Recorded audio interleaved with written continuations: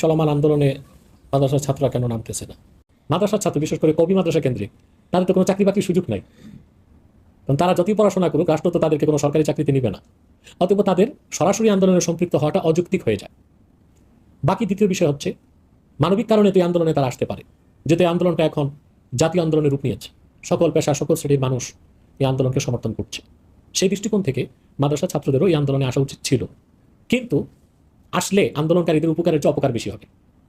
কারণ হাজার হাজার লক্ষ লক্ষ ইসলামী রেবাজধারী মাদ্রাসা ছাত্ররা যদি মাঠে নামে, তখন সুবিধাবাদী মহল, অত্যাচারী মহল বহির্বিশ্বকে দেখাবে যখন এই আন্দোলনটা আর ছাত্র আন্দোলন না, এটা জঙ্গিরা বাংলাদেশে আন্দোলনে নেমেছে। এতে ছাত্র আন্দোলনকারীরা বর্তমানে যে বহির্বিশ্বের সমর্থন পাচ্ছে, সেই সমর্থনটা তারা হারাবে। অতএব ছাত্ররা যদি সরাসরি আন্দোলনে সম্পৃক্ত হলে ছাত্র আন্দোলনটাই বুমেরাং হয়ে যায়, তার চেয়ে তো ভালো সরাসরি সম্পৃক্ত না হয়ে লেখালেখি, বক্তব্য কিংবা নৈতিকভাবে